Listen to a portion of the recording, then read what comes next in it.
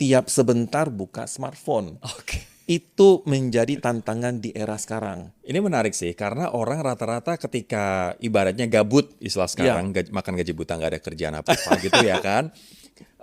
Ya udah buka sosial saya media. bekerja dengan baik kok. Atau misalnya sendiri, Iya, lagi iya. ngapa-ngapain gitu. Daripada bengong, cengoh, daripada aneh ya kan.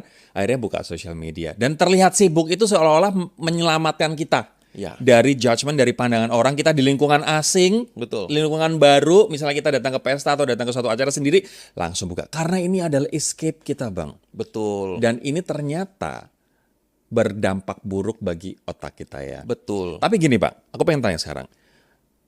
Video game, sosial media dengan kita scroll-scroll tadi, ataupun multitasking, ketika kita melakukan ini, secara simple, apa yang terjadi dengan otak kita? Kok Abang tadi menjelaskan bahwa itu akan merusak otak kita, menurunkan kemampuan kognitif, menurunkan attention span, focus ability kita. Apa yang terjadi di otak ini ketika kita melakukan hal-hal itu? Pertama, kita merasa puas. Merasa puas karena seolah-olah bekerja. Atau lari dari Lari. lingkungan asing kita Lari ya? dari lingkungan.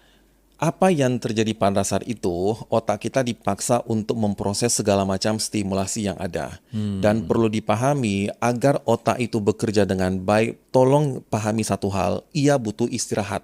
Dan tolong dipahami juga, ketika kita itu bengong, tidak berbuat apapun, itulah momentum muncul yang namanya default mode network. Yang namanya orang-orang inovatif, orang-orang kreatif itu muncul ketika default mode network sedang bengong.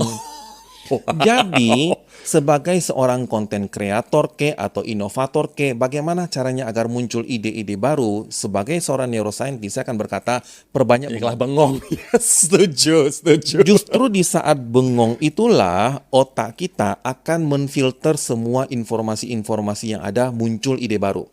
Tapi perlu dipahami, yang namanya ide, inovasi itu bukanlah sesuatu yang muncul dari ketiadaan. Ya, ya. Ia muncul dari semua informasi-informasi yang sudah kita miliki sebelumnya.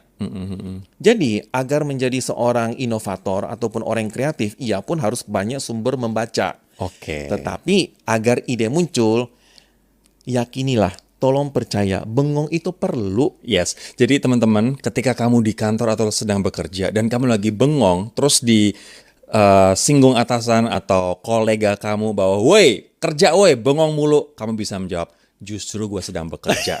Lo kerja, pura-pura sibuk aja, tapi nggak produktif. Gue sedang menyiapkan ide dan gue sedang bekerja.